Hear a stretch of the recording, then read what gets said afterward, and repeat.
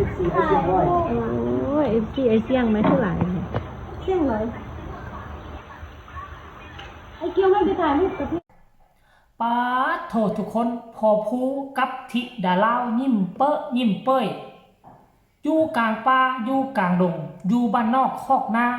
ไปซอกหากินข้าวห้านอาหารเปิดเพลง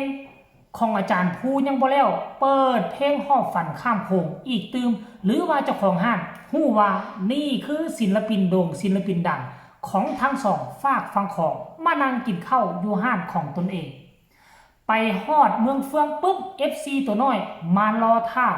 เต็มห้านขายโทรศัพท์อาจารย์สอนสบายดี FC แฟนคลับทุกท่านมาพบมาพ่อกันคลิปนี้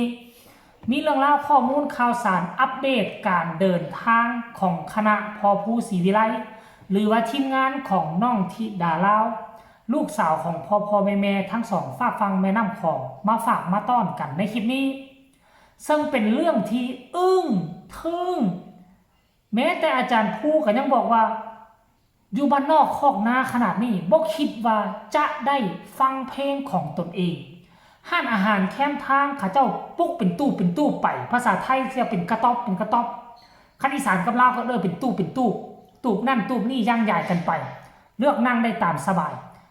เจ้าของห้านเพิ่นย่างมาพอพูดก็บอกว่าขอเพลงหน่อยเด้อเปิดเพลงให้ฟังแน่ว่าซั่นแต่ก็บ่คิดว่าฝันว่าสิได้ยินเพลงของหอบฝันข้ามโขงกับเพลงตะเว้นแยงตานะชื่อว่าเพลงหยังค่อยก็ละบ่ฮู้ชื่อเพลงตะเว้นแยงตา อย่างจังอย่างแหละ5-6 โมงแรง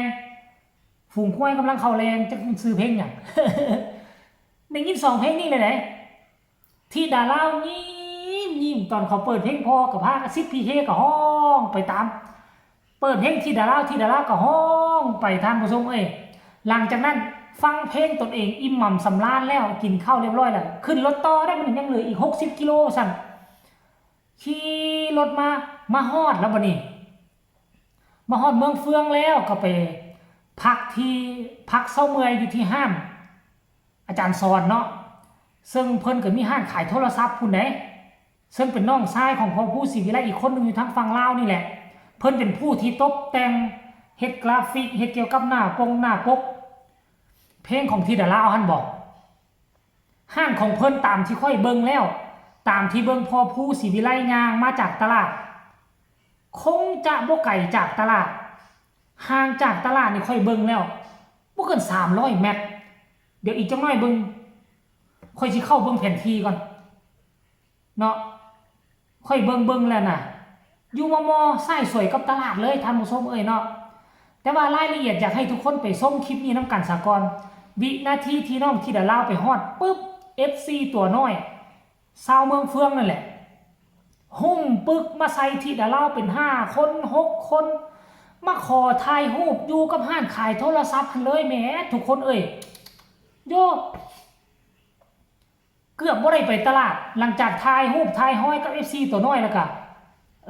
พากันเลาะตลาดได้บ่เนี่ยน้องสาวที่ดาลาวพาเข้าไปเลาะตลาดพอผู้ศรีวิไลก็ย่างขาเคละแงกไปเพิ่นเจ็บขาบ่ทุกคนพอผู้ศรีวิไลเป็นอีหยังเจ็บขาบ่เป็นประดอกเป็นประโดงบ่ฮือทีแรกก็คิดว่าเฮ็ดตลกย่างไปตลาดนะจับบาซิพีเคไปบัดเอาไปเอามาน่าจะบ่สบายน่าจะเจ็บขาท่านผู้ชมเดี๋ยวให้ทุกคนไปชมคลิปนี้ก่อนแล้วจังมาพ้อกันในช่วงต่อไปเชิญไปชมเลยเห็นบ่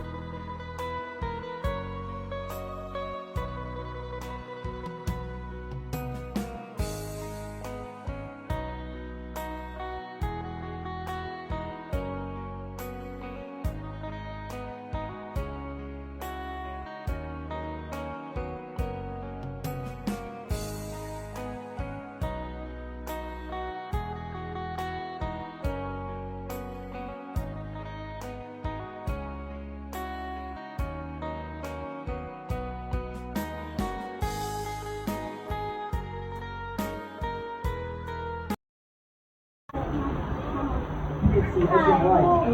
อ้ยFC ไอเสี่ยงไหมเท่าไหร่ เสี่ยงเลยไอ้เกียวไม่ไปถ่ายรูปกับพี่หรอไอ้เกียว มาถึงเมืองเฟื่องค่ะ อันดับแรกนะคะ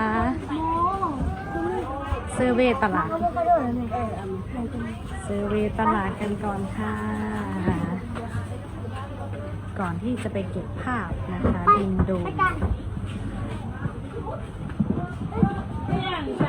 ข้างผีกันยังคือจังอันที่เขาจะร้องเพลงในตลาดด้วยไหม เอาไปเขาถือกระโปรงถือกระโปรง ถือกระโปรงร้องโตถ่ายกันมา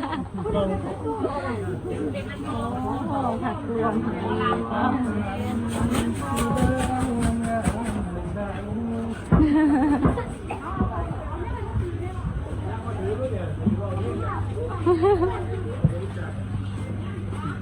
โอ้พี่น้องปีกล้วยกล้วยยังเนาะเป็นดังๆพอพูดแอลเคดค่ะโอเวอร์แมนสะโพกเนาะ อันนี้ใช่ไหมเนี่ย สะโพกเคล็ดค่ะไม่ใช่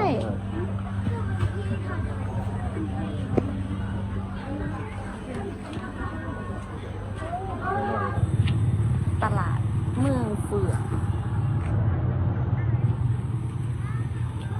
โอ้ยคือย่างเขาตลาดน้ำกันผู้หนึ่งถือไม่ผู้หนึ่งถือติ๊บเขา เห็นบ่พอแม่ทั้งฝั่งไทยทั้งฝั่งลาวต้องขออนุญาตปิดเสียงเด้อตอนที่เขาเจ้าเปิดเพลงพอผู้เปิดเพลงที่ดาลาวก็ได้ ต้องขอปิดเสียงเอาเสียงอื่นเข้าไปให้เบิ่งสีหน้าท่าทางก็แล้วกันแม่น2คลิปเบื้องต้นนั่นแหละและแม่นเพลงของที่ดาลาวกับเพลงของพอผู้ย่านติดลิขสิทธิ์เนาะถึงแม้ว่าพอผู้ก็บอกว่าบ่ต้องเกรงใจเด้อผู้ใดเอาไปเฮ็ดคลิปก็ได้ส่งข้อความไปหาพอผู้ปลดล็อกให้แต่ว่าเฮาก็เกรงใจท่านผู้ชมเฮาก็เกรงใจเกรงอกเกรงใจและช่วงระยะนี้พอผู้ศรีวิไลก็กำลังสิกินข้าวกินน้ำสร้างสรรค์กันกับอาจารย์สอนทางเมืองเฟืองอยู่บ่อยากรบกวนเพิ่นเนาะท่านผู้ชม FC แฟนคลับเนาะก็หวังว่า FC แฟนคลับจะเข้าอกเข้าใจเด้อเนาะอันนี้คือเรื่องราวของธิดาลาวถึงแม้ว่ามื้อเช้านี่บ่ราบรื่นอยู่ทางฝั่งเวียงจันทน์